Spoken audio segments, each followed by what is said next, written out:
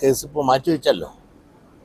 SNDP യോഗത്തിൻ്റെ നിലപാട് വളരെ വ്യക്തമായി എന്ന് പറഞ്ഞു.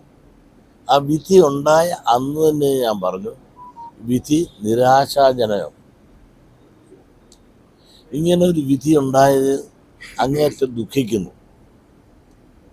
സ്ത്രീ പ്രവേശനം പരമ്പരാഗതമായി അവിടെ ഇല്ലാത്ത ഒന്ന് നടപ്പാക്കാൻ ശ്രമിക്കുന്നത് ശരിയല്ല.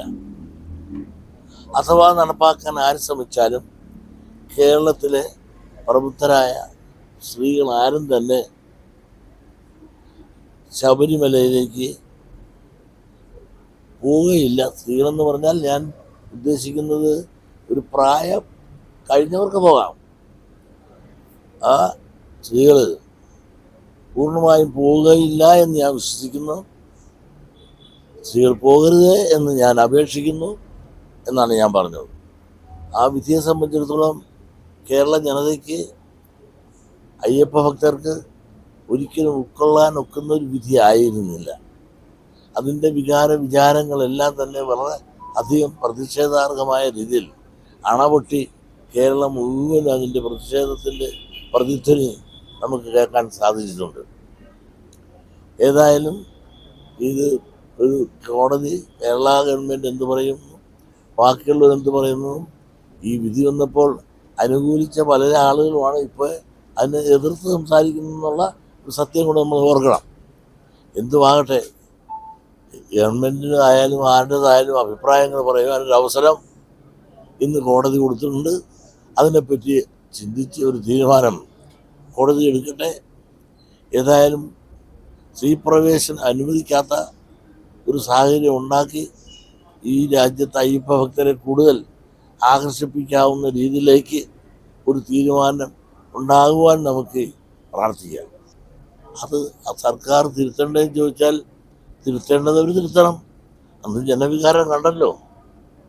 ആ ജനവികാരത്തിൻ്റെ അടിസ്ഥാനത്തിൽ പിന്നീട് സർക്കാർ അതുകൊണ്ട് തിരുത്തിയതിൻ്റെ പ്രവർത്തനം കൊണ്ട് തിരുത്തിയതായിട്ട് നമുക്ക് കാണാൻ സാധിക്കുമായിരുന്നല്ലോ. നടപ്പാക്കാനുള്ള വലിയ വികാരങ്ങളോ അതിൻ്റെതായ ഒരു ചടുതലതയോ അല്ലെങ്കിൽ അതിന് പ്രഷറോ പിന്നെ ഗവൺമെൻറ് കാണിച്ചില്ല. അത് ജനവികാരം മനസ്സിലായിക്കൊണ്ട് തന്നെയാണ്. അവിടെ ചർച്ചാ വിഷയമല്ല. നവോത്ഥാനത്തെ പറ്റിയുള്ള ചർച്ച ചെയ്യാനല്ല. അതാണ് ഞാൻ പറഞ്ഞത്. നിങ്ങൾ ആവശ്യമില്ലാത്ത കാര്യങ്ങൾ കാട് കയറാൻ നോക്കണ്ട. നമ്മൾ എന്നോട് വിളിച്ചത് ശബരിമല കാര്യം പറയാനാണ്. നവോത്ഥാനം കയറി നിങ്ങൾ പല ഉത്ഥാനത്തിലേക്ക് പോകും. ആ വിഷയത്തിലേക്കൊന്നും ഇപ്പോൾ പോകേണ്ട കാര്യമില്ല.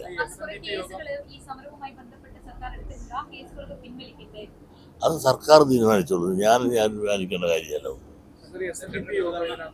കക്ഷി ചേരുവോ അങ്ങനെ എന്തെങ്കിലും ചെയ്യുന്ന എന്തെങ്കിലും പ്ലാൻ ആലോചിക്കുന്നത്? ഏപ്രിൽ മാസത്തിൽ എല്ലാവരും അതിന് അഭിപ്രായം എഴുതി അറിയിക്കണമെന്ന് പറഞ്ഞിട്ടുണ്ട്. അപ്പം അങ്ങനെ എന്തെങ്കിലും അഭിപ്രായങ്ങൾ അറിയിക്കാനാണ് ഞങ്ങൾ കക്ഷി ചേരാനായിട്ട് പോയിട്ട്. പക്ഷേ ഈ ആശയം വെച്ചുകൊണ്ട് കക്ഷി ചേരുന്ന ഒരുപാട് പേരുണ്ടല്ലോ അവിടെ.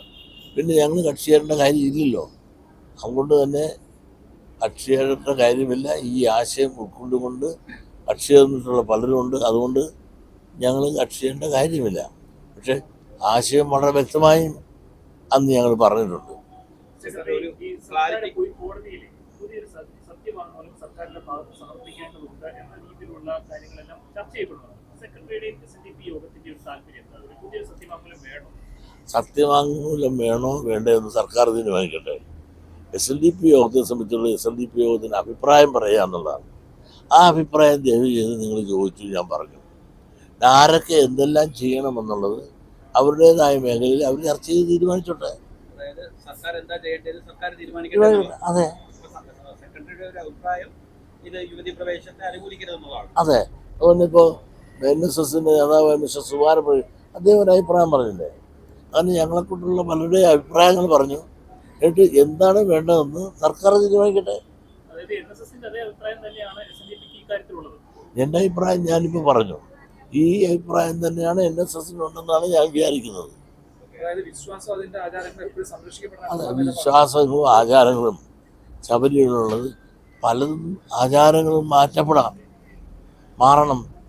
ആചാരങ്ങൾ വരണം, ദുരാചാരം ഇല്ലാതാക്കണം.